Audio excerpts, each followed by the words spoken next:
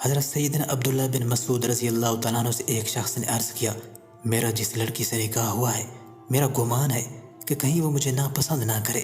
آپ رضی اللہ تعالیٰ عنہ نے فرمایا، محبت اللہ کی طرف سے ہوتی ہے اور نفرت شیطان کی طرف سے۔ تم ایسا کرو کہ جب تم پہلی بار اس کے پاس جاؤ تو دونوں وضو کرو اور 2 رکعت نماز نفل شکرانہ اس طرح پڑھو کہ تم امام ہو اور وہ تمہاری اقتداء کرے، تو انشاءاللہ تعالیٰ تم اسے محبت اور وفا کرنے والے پاؤ گے۔ حضرت عمر رضی اللہ تعالیٰ عنہ کے پاس ایک شخص آیا، گرد و غبار سے اٹا ہوا، بال بکھرے ہوئے، اس کے ساتھ اس کی بیوی بھی تھی جو کہہ رہی تھی، میں اس کے لیے نہیں اور نہ ہی یہ میرے لیے ہے۔ آپ نے جان لیا کہ یہ عورت شوہر سے نفرت کرتی ہے، اس لیے آپ نے شوہر کو حکم دیا کہ وہ غسل کرے اور اپنے سر کے بالوں کو ترشوائے اور ناخن کتر لے۔ جب شوہر فارغ ہو کر آیا تو آپ نے کہا کہ اب بیوی کے سامنے آؤ۔ بیوی نے دیکھا تو دم بخود رہ گئی اور نہ پہچاننے کی وجہ سے پیچھے ہٹنے لگی۔ پھر جب پہچان لیا تو اس کے قریب ہو گئی اور اپنے دعوے سے دستبردار ہو گئی۔ حضرت عمر رضی اللہ تعالیٰ عنہ نے فرمایا کہ تمہیں اسی طرح کا برتاؤ کرنا چاہیے۔ اللہ کی قسم انہیں پسند ہے کہ تم ان کے لیے آراستہ و براستہ رہو، جیسے تم چاہتے ہو کہ وہ تمہارے لیے ہی بنی سنوری رہیں۔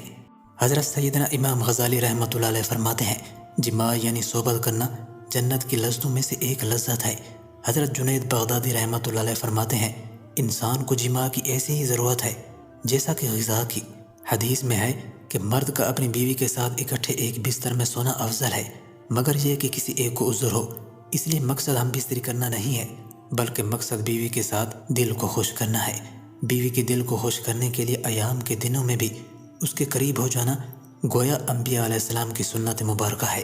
مسند احمد میں سیدنا عبداللہ بن عباس رضی اللہ تعالیٰ عنہ سے روایت ہے کہ نبی کریم صلی اللہ علیہ وسلم نے فرمایا، جو آدمی اپنی بیوی کے پاس آنے سے پہلے یہ دعا پڑھتا ہے، بسم اللہ اللہم جنبنا الشیطان وجنب الشیطان ما رزقتنا، ترجمہ، اللہ پاک کے نام کے ساتھ شروع کرتا ہوں، اے اللہ ہم کو شیطان سے بچا اور آپ اس سے جو عطا فرمائے اس کو شیطان سے بچا۔ اگر میاں بیوی کے اس تعلق میں اولاد کا فیصلہ کر دیا گیا تو شیطان کبھی بھی اس کو نقصان نہیں پہنچا سکے گا۔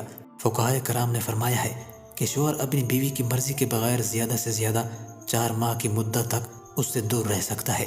امام جلال الدین سیوطی رحمۃ اللہ علیہ نے حضرت عمر رضی اللہ تعالیٰ عنہ کے حوالے سے بیان کیا کہ آپ رات کے وقت گشت کر رہے تھے تو ایک گھر سے ایک عورت کی آواز آ رہی تھی اور وہ کچھ اشعار پڑھ رہی تھی۔ مفہوم یہ تھا کہ اس کا شوہر گھر سے کہیں دور چلا گیا تھا اور وہ اس کے فراق میں غمزدہ تھی۔ سیدنا عمر رضی اللہ تعالیٰ عنہ گھر آئے اور اپنی زوجہ سے دریافت فرمایا کہ شادی شدہ عورت شوہر کے بغیر کتنی مدت صبر کر سکتی ہے؟ تو جواب دیا کہ 3 سے 4 ماہ۔ آپ نے حکم جاری کر دیا کہ ہر فوجی کو 4 ماہ بعد ضرور چھٹی دی جائے تاکہ وہ اپنی بیوی سے اس کا حق ادا کر سکے۔